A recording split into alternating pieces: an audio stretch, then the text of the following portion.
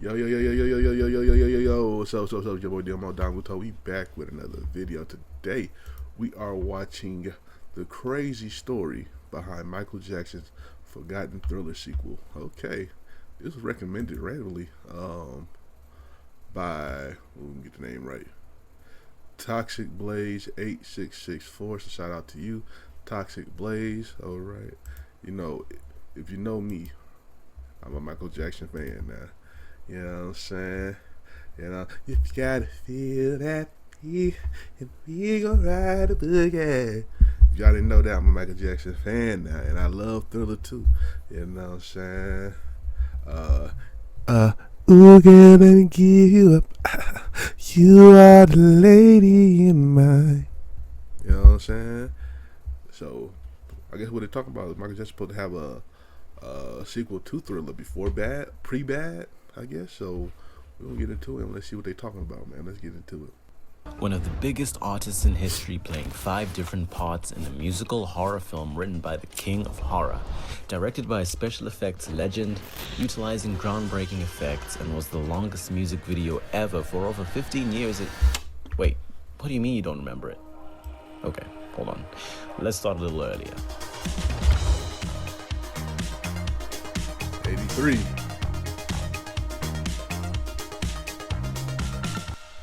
When his insanely popular album Thriller was displaced from the top of the Billboard 200 chart 8 months after its release, Michael's manager suggested making a music video for the title track. And after seeing John Landis's film An American Werewolf in London, Michael asked him to direct it, which he only agreed to do if they could do it as a short film, an idea Michael supported. The problem was, most music videos at this time cost between $20,000 and $50,000 to produce. For Thriller, they needed $500,000. And although they struggled to secure the money initially, they raised the funds through a strategic finesse, selling the rights to a making-of documentary to various television stations. A making-of documentary that, after the insane success of the video, popularized the format and has since sold over 10 million copies. Welcome to the making of Thriller. The rest is history. And Thriller became the first music video in history to be inducted into the United States National Film Registry by the Library of Congress as culturally, historically, or aesthetically significant, and is credited for legitimizing music videos as a serious art form, breaking racial barriers in pop and on TV stations like MTV, and certifying MJ as the king of pop. Say it again, Dexter. And part of the massive success of Thriller could also be credited to a philosophy that Michael carried across projects from that album onwards, that he doesn't make music videos, but short films. I don't even allow people to say the word video. That's taboo around here. So we say it's a short film. According to him, that's how they approached all of his videos. I wanted the most talented people in the business, the best cinematographer, the best lighting people we could get. We weren't shooting on videotape, it was 35mm film. We were serious. And the best people he got for sure. From recruiting iconic directing legends like Martin Scorsese, Spike Lee, David Fincher, and John Singleton. He would similarly fill the videos with entertainment legends, from Eddie Murphy and Marlon Brando, to Macaulay Culkin and Steven Spielberg, Chris Tucker, Wesley Snipes, and even the GOAT Michael Jordan. And so, at an unparalleled level of fame, Michael faced an intense media scrutiny that he hated, a scrutiny he fought with 3 simple words. Riding through an amusement park of newspaper clippings and tabloids reporting on his eccentric behavior and outright lies, and then blending and conflating the two, the stop-motion style of the video leans into the media's distortion of Michael's personal life and public image by featuring wacky, surreal imagery, and took 9 months to produce. There are references to many tabloid rumors about Jackson at the time, such as one story that claimed he slept in a hyperbaric oxygen chamber to slow his aging, after an image of him lying down in one leaked to the media after he visited a hospital, or a reference to when Michael bought a chimpanzee named Bubbles, and tabloids that took that as a sign of Michael's increasing detachment from reality.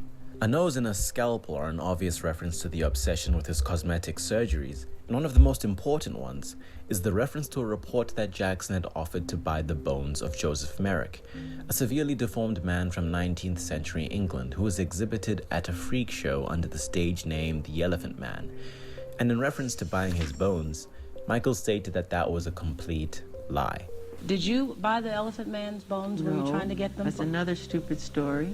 I love the story of the Elephant Man. It reminds me of me a lot. You know, I could relate to it. It made me cry because I saw myself in the story. But no, I never asked for the Elephant Man. Where am I going to put some bones? I don't know. And why would I want to pay? You got a big ass fucking estate, nigga. So where did that come from? Someone makes it up and everybody believes it. If you hear a lie often enough, you start to believe it. And in the video, towards the That's end, true. to parody the rumors, Michael's seen dancing with an elephant man's bones.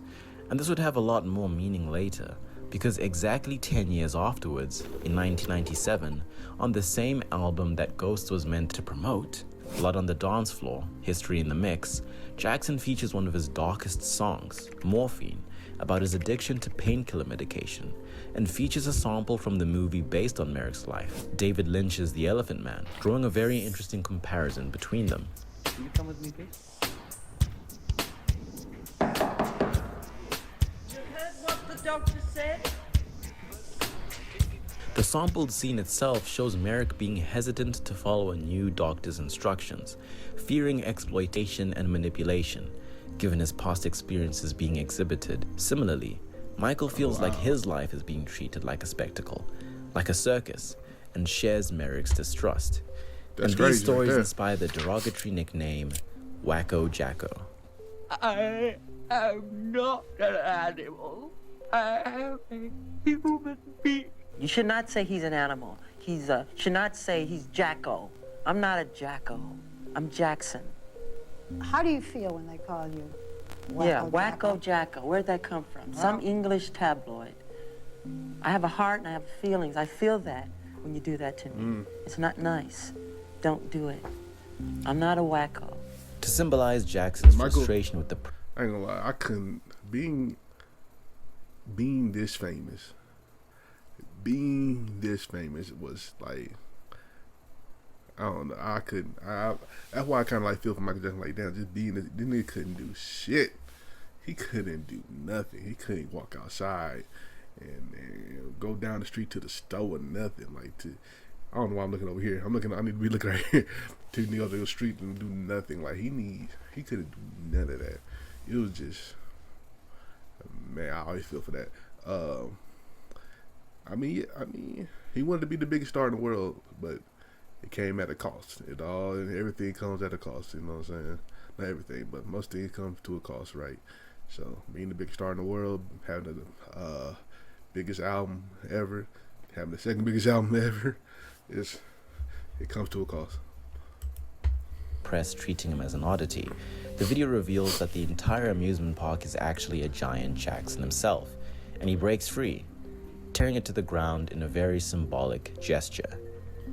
Then in 1993, Paramount Pictures brought Michael onto the film Addams Family Values to record a horror-themed song for the film, and to make a tie-in short film to promote it, a project which was meant to become Is This Scary?, a 12 to 15 minute long musical horror short film.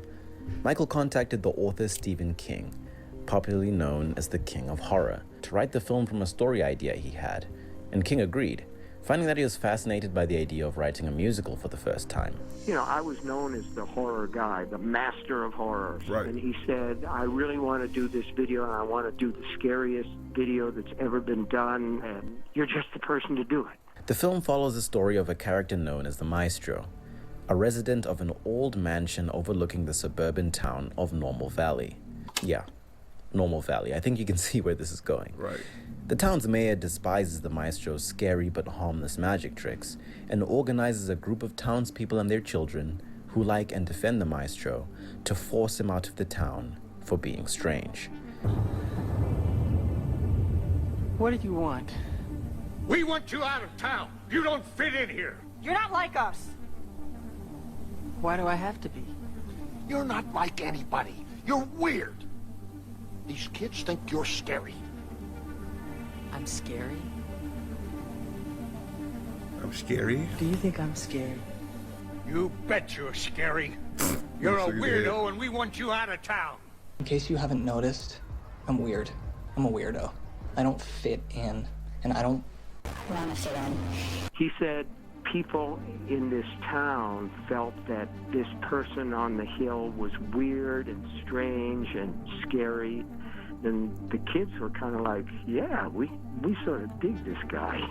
You know? What he wanted to say was, strange isn't bad, and people who think strange is bad are expressing a kind of herd mentality. He made a point to say they didn't like it that the kids liked him. It was a way of him saying, look, I am what I am, and the kids like it, and so what? Interestingly, during the shoot of this scene, Michael wanted the mob to hurl actual insults at him. According to actor Troy Evans, Michael wanted the camera to capture a real visceral reaction, like we're witnessing the uncovering of a real psychological wound. And apparently, no matter how much the actors tried, nothing worked. After every take, they would say, we want you to really, really go after him. We come around to take 57 or something, you know, and I said, you f***ing bleached freak, stay away from my son. And they said, cut. And then they came right over to me and said, no, really insult him. You know, I had no idea where to go from there. That's Unfortunately, crazy. the response that finally made Michael snap is not known, but Michael's seething answer to a metaphorical manifestation of all the people who called him weird and strange through the lens of fiction is truly interesting to hear. Bleach freak is crazy. Know what you can do for me? Kiss right here. Kiss right here. You're a swine. You're a goddamn pig. Go to hell. Every last one of you pigs. Is this scary? Ah!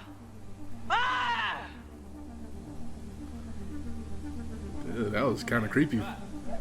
Now, if you've been paying attention, you'll notice that this narrative is very pointedly about Michael's life, and it gets much That was like wilder. kind of creepy for Michael to But do while that. the What the production was fuck? underway, allegations of inappropriate conduct with a child were made against Michael, alongside contractual disputes leading to the production being cancelled. There have been many disgusting statements made recently concerning allegations of improper conduct on my part. These statements about me are totally false. Michael's public image went through irreparable damage. Now, while this is not a video about the allegations themselves, there are quite a few details that are important to ghosts and the narrative. One of the people who led the prosecution against Jackson, a Santa Barbara district attorney named Tom Sneddon, remember that name, executed a search warrant allowing them to take nude photos. I just got the video title. The Thriller video sequel.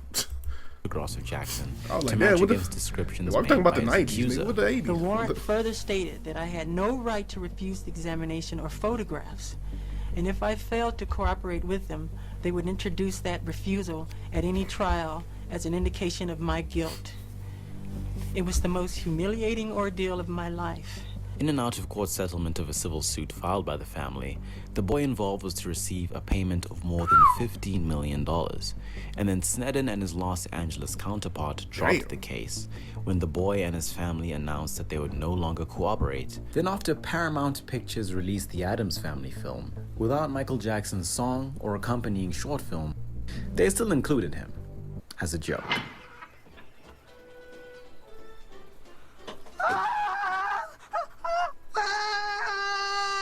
Michael's next album, History, which released in 1995, is to this day widely seen as his most personal album, as the majority of the new songs written for the record revolve around the allegations, Jackson's relationship with the media, and more, with a darker, more angry rock-inspired sound perfectly exemplified by the lead single, Michael and his sister Janet's hit song Scream, where for the first and only time in his career, Michael drops the F-bomb in his music while directly addressing the media.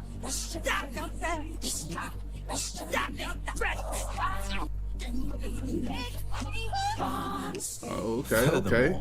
Over there For the cussing, first Michael. time, profanity shows up across a number of songs on the record, like the aggressive This Time Around, where Michael directly addresses the father of the accusing family in 1993, who Michael claims was out to extort him. Somebody's out to use me. Really want to use me. Then falsely accusing me. This time around, I'm taking no shit. Even Biggie has a feature. But the most interesting song is DS, the only diss track of Michael's career where he takes aim at Tom Sneddon, the district attorney I mentioned earlier. Oh. I have to say this track is cold. Michael straight up suggests that Sneddon is part of the KKK and that his mom didn't raise him well, that he could be working for the CIA or FBI, and he even ends the song with a gunshot. Oh, damn. Also, he couldn't Okay, have made Mike. it clearer who the song is about because the chorus is literally... Anyways, now that you know all the necessary information and context, let's get into ghosts. In Mike Smallcomb's book, Making Michael, Inside the Career of Michael Jackson, Mike writes about how, in light of the events of 1993, which stopped production of the original in the first place, finishing Ghosts became even more important to Michael, and his record label was worried that the project didn't really serve any purpose, but couldn't stop Michael once he got it going. And when we look at it, it makes perfect sense why. Shauna Mongatol, one of the only cast members to return from Is This Scary, has spoken about the eerie way his life began to resemble the film. When those allegations came out, it was the most amazing example of art imitating life, or life imitating art, because everything that happened in Is This Scary at the same time started happening in his life. And the final version has some interesting changes, to say the least. While the original version of Ghosts has the mayor character played by the actor Ken Jenkins, one of the conditions that the new director made of Michael was for him to play all of the major parts, including the mayor. And so the mayor strongly resembles a certain district attorney by a name I can't exactly remember. I play that fat, grotesque, ridiculous mayor who, and I say it in that way because those kind of people, you know, who are just so stubborn, they just don't see the beauty of the inside of a person. A few things were shuffled around since the 1993 Mike version had of the beef. film. For example, the original director, Stephen King frequent collaborator Mick Garris, who also co-wrote the story and screenplay, couldn't return because he had to work on the Shining miniseries.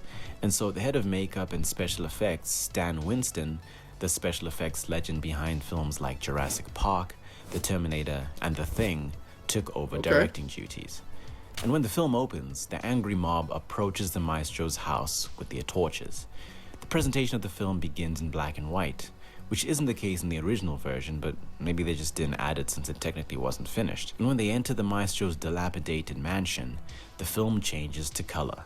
Now, I'm not going to go all literature teacher on you, but I'm interpreting this as the same technique that was used in The Wizard of Oz, after Dorothy leaves Kansas. It's literally bringing color and magic to the mundane, and the Spielberg-esque shots of the children looking in wonder throughout the film hammer this point home a little bit. You mean all this time the only thing standing between hanging up there and living it up The Wiz, I down love the here Wiz, were man. those crows? Another interesting but kind of subtle change is that the young children featured in the film are changed from a mix of boys and girls in This Scary to just boys and ghosts, again for the obvious real-life parallel. Why don't we just leave him alone? He hasn't hurt anybody. Can't we just go? Your fault, jerk. Just couldn't keep your mouth shut. He did the right thing. He's a weirdo. Show him the neat stuff he did for us. Shut up. That's supposed to be a secret. Some very subtle dialogue with a lot of subtext and nuance informs us of the I ain't never situation thought at about that when I hand. watched this video. You're weird. You're strange. And I don't like you. And then Michael's character, the maestro, makes a deal with the mayor. The first person to get scared has to leave, and so he starts pulling some funny faces. Do you think this is scary? That's it? Oh. That's ridiculous. Is this scary?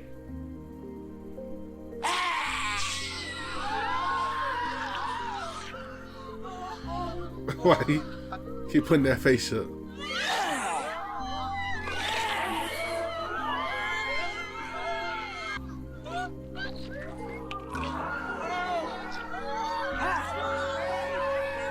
When the mob tries to escape, Michael closes the doors, and then another interesting difference between Ghosts and Is This Scary is Michael's performance after closing the door, with the original version being a lot more menacing, and the final one a lot more friendly. No, you can't leave. You are my guest. It's too late. You're my guest. Then after Michael says meet the family, not the Addams family though, we launch into a dance routine where Michael rips off his skin, almost as if he's opening himself to the closest possible examination, like he has nothing left to hide, and moonwalks as a CGI skeleton while the song Is It Scary plays, asking the media, the audience, and the mob the same question.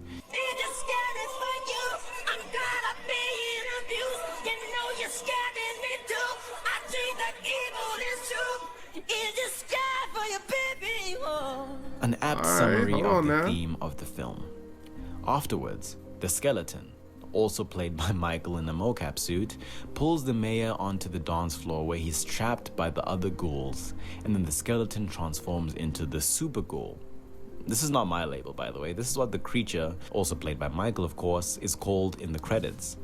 And it possesses the mayor to dance before he transforms into an ugly ghoul himself, reflecting his own inner ugliness and, I guess, the ugliness of his values.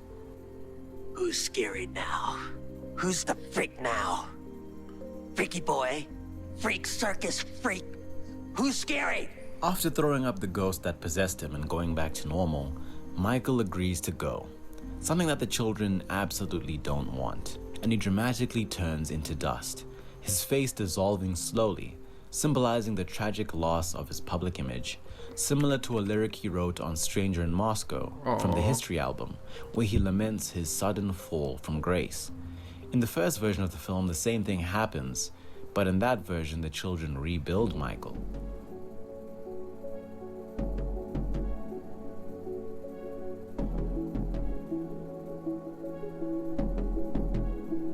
Just pretend, wasn't it? Just for fun? How come they don't know that? They do. Sometimes they just forget. You're not scary at all. And then Michael disappears. Where you get this bullshit from? After the mob leaves, they run into Wednesday, Pugsley, and other Addams Family characters, since this version was meant to tie in with the film. The final version's ending is a lot more definitive though, with the fate of the mayor, because as the mob tries to leave, the super ghoul pulls one final prank on the mayor and appears as a giant head in the door after he opens it, Oh, hell no. scaring him into jumping through one of the windows and vanishing. Then after revealing himself to be alive and simply an entertainer, the parents' initial fears of him being a danger are eased, and seen to have been based on bias. And yeah, that dad over there is Mos Def. Mos Def, what the fuck? Oh, damn. Then everyone has some fun scaring each other before cutting to a 6-minute long credit sequence that showcases Michael in the makeup chair, preparing for his various different roles. Ghosts played at the prestigious Cannes Film Festival in France, by the way. Like, this short film was huge. And until 2013, with Pharrell Williams' 24-hour video for Happy, it held the Guinness World Record for the longest music video at 40 minutes long. Despite all this, and the fact that it went much bigger than Thriller did in every conceivable way, most people don't even know that this film exists, or forgot how wild it is, especially in the unavoidably personal context that it exists in. If you're interested in how and why creators of films like this feature so many personal details of their lives and their work, check out my last video on self-insertion and fiction. Part 2 to that video will be coming very soon. And subscribe for more videos. Shout out to Project MP4. My fault. I don't think I said the name at the beginning of the video, but it was a good video. I'm sorry if I wasn't talking. I'm kind of interested in what was going on. I once I realized what the video was actually about, I thought you were talking about the Thriller album, like the nigga sequel to a Thriller album. Oh, okay. But he was talking about the video. But anyway, it was a good video. I ain't know none of this stuff about the video goes. I had watched the video before. It just I ain't never thought it was that as deep as he explained it. So anyway, but shout out to him. Make sure you like, comment, subscribe. If you want me to react to more Michael Jackson stuff or other video, let me know down below. And you know what I'm saying? I'll catch y'all next time. Peace.